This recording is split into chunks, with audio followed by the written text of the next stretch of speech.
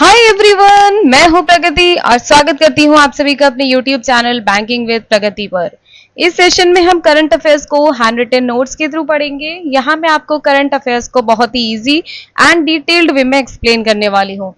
तो आइए आज हम पढ़ते हैं 1 मई 2024 का कंप्लीट करंट अफेयर्स। तो आज से हम मई मंथ का स्टार्ट कर रहे हैं करंट अफेयर्स का। तो फर्स्ट न्यूज है हमारी करंट बैंकिंग अवेयरनेस। इसमें हम टाई अप पढ़ेंगे दो ऑर्गेनाइजेशंस का, जिसमें फर्स्ट है SBI. State bank of India ने एचसीएल सॉफ्टवेयर के साथ में टाई अप किया है, जिससे कि एचसीएल का एक प्लेटफॉर्म है अनसिया प्लेटफॉर्म। ठीक है, एचसीएल का जो प्लेटफॉर्म है उसके थ्रू हम कैसे चीजों को डिजिटली ट्रांसफॉर्म कर सकते हैं फॉर कस्टमर इंटरेक्शन फ्रेमवर्क के लिए। ठीक है, कस्टमर इंटरेक्शन बेसिकली क्या रहता है कि इसमें हमारा स्ट्रेटेजी होती है या जो भी स्ट्रक्चर हम यूज करते हैं अपने कस्टमर के एक्सपीरियंस को इम्प्रूव करने के लिए, उसको एनालाइज करने के लिए। ठीक है, अगला न्यूज है हमारा मिनिस्ट्री ऑफ होम अफेयर्स ने एसबीआई कार्ड के साथ में एंड कुछ टेलीकॉम ऑपरेटर्स जैसे एयरटेल हो गया, जियो हो गया, वोडाफोन हो गया, ठीक है, तो इनके साथ टाई अप किया है, जिससे कि ओटीपी का जो फ्रॉड चल रहा है ना, ओटीपी फ्रॉड का जो केसेस हैं वो दिन पर दिन बढ़ते जा रहे हैं। ठीक है, तो उस जो इशू है इसको एड्रेस करने के लिए इन्होंने ये टाई अप किया हुआ है। इसमें इनके टाई अप से क्या होगा, ये बेसिकली जो ओटीपी है, ठीक है, कि ये ओटीपी कहाँ का है, उसकी डिलीवरी लोकेशन क्या है, ये ओटीपी कहाँ से भेजा गया है या फिर उस कौन से एड्रेस पे है, रजिस्टर्ड एड्रेस कौन सा है। ठीक है, वहीं अगर हम बात करें जैसे कि ऑनलाइन ट्रांजेक्शन्स आजकल बढ़ रहे हैं, ठीक है, जितना आसान हो गई हैं चीजें, उसके तहत देखा जाए तो जो फ्रॉड्स हैं डिजिटल फाइनेंशियल ट्रांजेक्शन्स में वो भी बढ़ गए हैं। ठीक है, तो बेसिकली जो कॉमन अगर ओटीपी स्कैम की बात करें तो इसमें क्या रहता है, जो स्कैमर होता है वो किसी पर्सन को कॉल करता है और ऐसे प्रिटेंड करता है कि वो पर्सन आपकी प्रोडक्ट या सर्विस में इंटरेस्ट है। ठीक है, उसके बाद क्या करते हैं, वो हमें एकदम एग्री कर लेते हैं कि आप हमें इसको इतना अमाउंट पे कर दीजिए, एंड कंफर्मेशन पे क्या रहता है, एक ओटीपी आएगा, वो आपको कॉल करेगा कि आपके पास एक ओटीपी आया होगा तो आप उसको सेंड कर दीजिए। उसके बाद क्या होता है, आपके अकाउंट से पैसे कट जाते हैं। अगला न्यूज है हमारा आरईसी लिमिटेड। आरईसी क्या है, रूरल इलेक्ट्रिफिकेशन कॉर्पोरेशन, ये एक ऑर्गेनाइजेशन है। इसने बेसिकली जो जापानीज येन है यानी कि 3250 करोड़ रुपए का एक ग्रीन लोन लिया है फ्रॉम सेस। ये कंपनी है, ये इटली की एक्सपोर्ट क्रेडिट एजेंसी है। ठीक है, किस लिए लिया है इन्होंने ये loan, to finance green projects in India. India में जो ग्रीन प्रोजेक्ट्स हैं उनको फाइनेंस करने के लिए दिया गया है। अब हम बात करें ग्रीन बॉन्ड्स क्या होते हैं। ठीक है, ग्रीन बॉन्ड्स बेसिकली वो बॉन्ड होते हैं जो हमारी गवर्नमेंट इशू करती है या कोई कंपनी भी इशू कर सकती है, कोई ऑर्गेनाइजेशन इशू कर सकती है। ठीक है, जितनी भी इन्वायरमेंट फ्रेंडली प्रोजेक्ट्स रहते हैं ना, उनको फंड करने के लिए बॉन्ड इशू किया गया है। जैसे कि इन्वायरमेंट फ्रेंडली प्रोजेक्ट्स कौन से हैं, जैसे कि हमारा रिन्यूएबल एनर्जी से रिलेटेड हो गया, एनर्जी इफिशिएंसी रिलेटेड हो गया, या फिर लैंड का हम किस तरीके से प्रॉपर सस्टेनेबली यूज कर रहे हैं। ठीक है, इसमें बेसिकली क्या रहता है कि जो इन्वेस्टर है ना, जो ऑब्वियस है जब हम कोई बॉन्ड खरीद रहे हैं, ठीक है, कोई भी प्रोजेक्ट है, कोई भी इन्वेस्टर है वो क्यों उस प्रोजेक्ट में इन्वेस्ट करेगा। ठीक है, अगर उसका पॉजिटिव इन्वायरमेंटल इंपैक्ट रहेगा तो जो इन्वेस्टर है उसको भी जो फाइनेंशियल रिटर्न्स मिलेंगे, बहुत अच्छे लेवल के उसको रिटर्न्स मिलेंगे। आरईसी लिमिटेड कंपनी की बात करें तो 1969 में बनी थी ये। इसका हेडक्वार्टर गुड़गांव हरियाणा में है, एंड इसके जो चेयरमैन एंड मैनेजिंग डायरेक्टर हैं वो हैं विवेक कुमार देवांगन। अगला हम पढ़ते हैं आरबीआई के हिसाब से। आरबीआई की एक न्यूज है, अकॉर्डिंग टू आरबीआई ने क्या बोला है कि अगर आप कोई भी इन्वेस्टमेंट करना चाहते हैं तो उसके लिए एफपीआई जो लिमिट्स होनी चाहिए, ठीक है, वो सबके लिए अलग अलग होनी चाहिए। गवर्नमेंट सिक्योरिटीज के लिए क्या रहने वाली है, या फिर स्टेट गवर्नमेंट सिक्योरिटीज के लिए क्या रहेगी, या कॉर्पोरेट बॉन्ड्स के लिए क्या रहेगी। ठीक है, फॉरेन पोर्टफोलियो इन्वेस्टमेंट एफपीआई। ठीक है, बेसिकली इसमें क्या रहता है, कोई भी इन्वेस्टर है अगर वो बाहर किसी दूसरे कंट्री के फाइनेंशियल एसेट्स को खरीद रहा है ना, तो बेसिकली वो फॉरेन पोर्टफोलियो इन्वेस्टमेंट में काउंट होगा। इसमें बेसिकली हमारा फाइनेंशियल एसेट्स जैसे कि स्टॉक हो गया, एफडी हो गया, म्यूचुअल फंड्स हो गए, ठीक है, तो ये सारे के सारे इसमें कवर रहते हैं।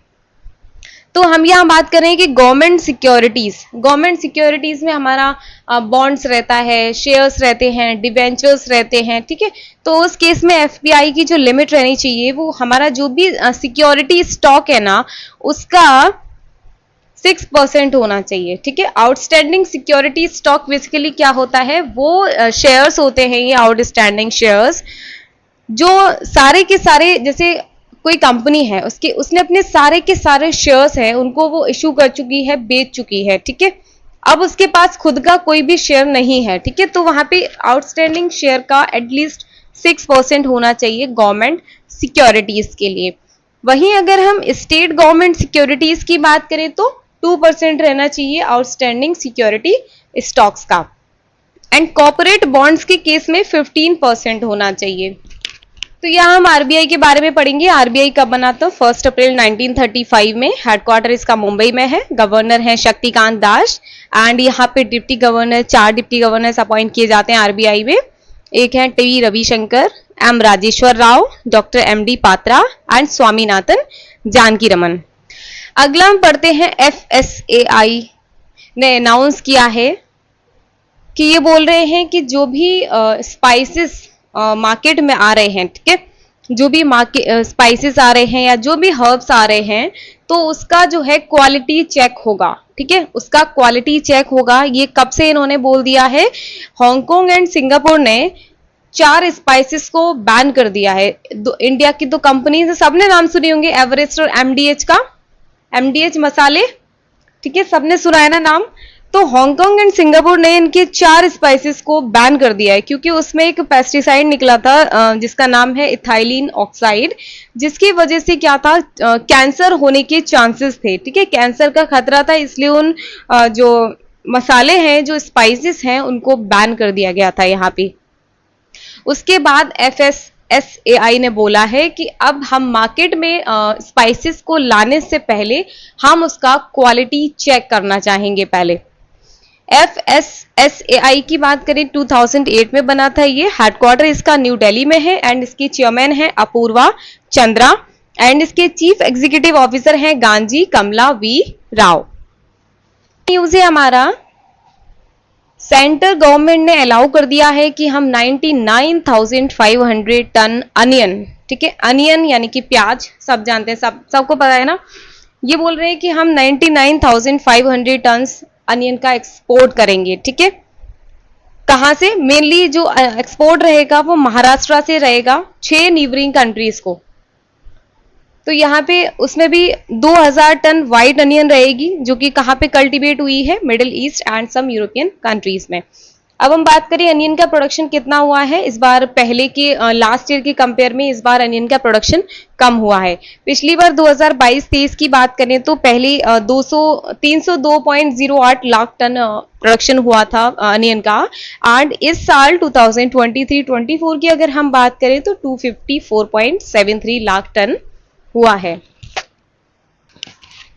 अगला हम पढ़ते हैं इंटरनेशनल अफेयर्स। तो यहां बात हो रही है एनर्जी मिनिस्टर्स, ठीक है। G7 वेल्थी कंट्रीज जो हैं, G7 कंट्रीज हैं, उनके जो एनर्जी मिनिस्टर्स हैं उन्होंने बोला है कि हमारे जो भी कोल फायर्ड पावर प्लांट्स हैं उनको हम शट डाउन करने वाले हैं, ठीक है। इनका प्लान ये है कि 2035 तक जो कोल फायर्ड पावर प्लांट्स हैं उनको शट डाउन कर देंगे। ये इन्होंने बोला कि एक ट्यूरिन इटली में एक मीटिंग हुई थी, उस दौरान इन्होंने ये प्रपोजल रखा था। तो कोल फायर्ड प्लांट्स बेसिकली क्या होते हैं, जैसे क्या हो रहता है, जैसे कोल को जलाने पर इलेक्ट्रिसिटी प्रोड्यूस होती है बेसिकली, ठीक है।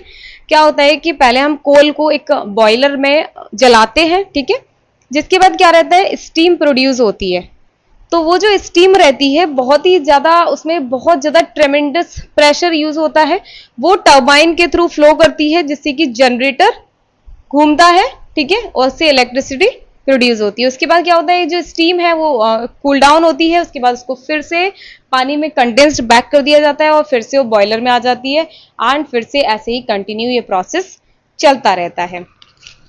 अगला हमारा इंटरनेशनल न्यूज है जिम्बाब्वे। जिम्बाब्वे कंट्री की बात कर रहे हैं। इन्होंने एक नई करेंसी स्टार्ट की है जिसका नाम है जिम्बाब्वे गोल्ड। जिम्बाब्वे की बात करें तो यहाँ की कैपिटल हरारे है, करेंसी यहाँ की ZIG है जो कि अभी अभी लॉन्च हुई है। प्रेसिडेंट है यहाँ के इमर्सन मंगवा। अब हम पढ़ते हैं कौन कौन से लेटेस्ट अपॉइंटमेंट्स हुए हैं। तो हितेश कुमार सेठिया ये बने हैं जियो फाइनेंशियल सर्विसेज लिमिटेड के एमडी एंड सीईओ। अगर हम इस ऑर्गेनाइजेशन की बात करें तो ये 25 जुलाई 2023 में बनी थी। हेडक्वार्टर इसका मुंबई में है एंड इसके जो नॉन एग्जीक्यूटिव चेयरमैन है वो है कुंदापुर वामन कामत। अगला हमारा न्यूज है डॉक्टर मोहम्मद रिहान ये बने हैं director general at the national institute of solar energy. ठीक है, national institute of solar energy की डायरेक्टर जनरल बने हैं डॉक्टर मोहम्मद रिहान। ये किसको रिप्लेस करेंगे? डॉक्टर अरुण कुमार त्रिपाठी को। अगर हम बात करें डॉक्टर मोहम्मद रिहान कौन है, ये AMU अलीगढ़ में इलेक्ट्रिकल इंजीनियरिंग डिपार्टमेंट के ये एक प्रोफेसर हैं। अगला हम पढ़ेंगे लेटेस्ट स्पोर्ट्स न्यूज। तो यहाँ पर बात हो रही है BWF वर्ल्ड जूनियर चैंपियनशिप की, जो कि कहाँ पर हो रही है? गुवाहाटी के नेशनल सेंटर ऑफ एक्सीलेंस में। एंड मजे की बात यह है कि 2025 में इसको इंडिया होस्ट करने वाला है। ठीक है, एंड 2026 का जो एडिशन है Thomas and Uber cup finals का, ये होने वाला है हॉर्सेंस डेनमार्क में। BWF यानी कि बैडमिंटन रेसलिंग बैडमिंटन की बात करें हम यहाँ पे, तो ये बना था 1934 में एंड इसका जो हेडक्वार्टर है वो कुआला लंपुर मलेशिया में है। इसके प्रेसिडेंट हैं पॉल एरिक होयर लार्सन। अब हमारा अगला न्यूज है, यहाँ पे बात हो रही है 6वां एडिशन है एशियन कैरम चैंपियनशिप का। ठीक है, कहाँ पर हो रही है? ये मालदीव्स में हुई थी। यहाँ पे इंडिया की दोनों ही टीम, मेंस टीम भी और वीमेंस टीम भी, दोनों ही टीम यहाँ पे जीती हैं। तो इंडिया की जो टीम है उसने मालदीव्स को हराया है और जो वीमेंस टीम है, इंडिया की जो मेंस टीम है उसने मालदीव्स को हराया है। वहीं जो इंडिया की वीमेंस टीम है उसने श्रीलंका को हराया है। अगला हम पढ़ते हैं अवार्ड्स एंड ऑनर्स। तो यहाँ पे अवार्ड की बात हो रही है। अवार्ड का नाम है पंडित लच्छू महाराज अवार्ड। ठीक है, तो ये मिला है हेमा मालिनी एंड शायरा बानू। ठीक है, ये दोनों हिंदी फिल्म की सुपरस्टार्स हैं, दोनों को ये अवार्ड दिया गया है। ये अवार्ड कब दिया गया है? 31 अगस्त 2024 में। और कहाँ पे दिया गया है? लखनऊ में। अगला हम पढ़ते हैं एलिजेंड्रा मेरिसा रोड्रिग्यूज। इनको मिला है मिस यूनिवर्स ब्यूनस एयर्स 2024। ये कौन है? ये एक लॉयर है एंड ये एक जर्नलिस्ट भी है। अगला हम पढ़ेंगे रीसेंट स्टेट अफेयर्स। तो यहाँ पे बात हो रही है उत्तराखंड गवर्नमेंट की। ठीक है, तो उत्तराखंड गवर्नमेंट ने पतंजलि आयुर्वेद के 14 प्रोडक्ट्स का लाइसेंस कैंसिल कर दिया है। ठीक है, बाबा रामदेव का है ये पतंजलि आयुर्वेद प्रोडक्ट्स। तो यहाँ पे उत्तराखंड गवर्नमेंट ने इनकी 14 प्रोडक्ट्स को सस्पेंड कर दिया है। उत्तराखंड की बात करें तो इसकी कैपिटल गरसान है जो कि समर में रहती है और विंटर में इसकी कैपिटल रहती है देहरादून।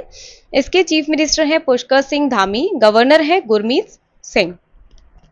वहीं अगर हम बात करें कौन कौन से नेशनल पार्क हैं यहाँ पे, जिम कॉर्बेट नेशनल पार्क है, राजाजी नेशनल पार्क है, valley of flowers national park है, नंदा देवी नेशनल पार्क है, गंगोत्री नेशनल पार्क है एंड गोविंद पशु विहार नेशनल पार्क है यहाँ पे। ठीक है, अगला हम पढ़ते हैं समिट्स एंड कॉन्फ्रेंस की। तो यहाँ बात हो रही है 46 अंटार्कटिक ट्रीटी कंसल्टेटिव मीटिंग। ठीक है, तो ये 26th मीटिंग है। ये दोनों ही मीटिंग हुई थी, एक ये वाली दूसरी मीटिंग है एनवायरमेंटल प्रोटेक्शन के लिए। ये दोनों ही मीटिंग कोची केरला में हुई थी। किसने ऑर्गेनाइज करी थी? मिनिस्ट्री ऑफ अर्थ साइंस ने and national centre for polar and ocean research ने। इंपॉर्टेंट डेट्स एंड इवेंट्स की बात करें तो इंटरनेशनल लेबर डे ये 1 मई को मनाते हैं और ये स्टार्ट हुआ था 1909 में।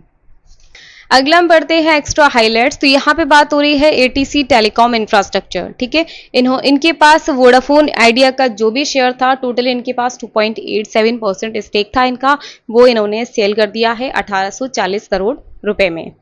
ठीक है, अगला है विनय मीर। विनय मीर इनकी डेथ हो गई है 72 ईयर्स पे। ये कौन है? ये जर्नलिस्ट हैं, पब्लिशर भी हैं एंड एक डेली हिंदी मैगजीन आती है मिलाप, उसके एडिटर भी हैं। ठीक है, तो आज के लिए बस इतना ही, यही हम सेशन को समाप्त करते हैं। Thank you guys for attending the session. अगर आपको सेशन अच्छा लगा हो तो वीडियो को लाइक करें एंड मेरे चैनल को सब्सक्राइब करें। ऑल्सो बेल आइकन को प्रेस करें जिससे कि आने वाले क्लासेस की अपडेट्स आपसे मिस ना हो।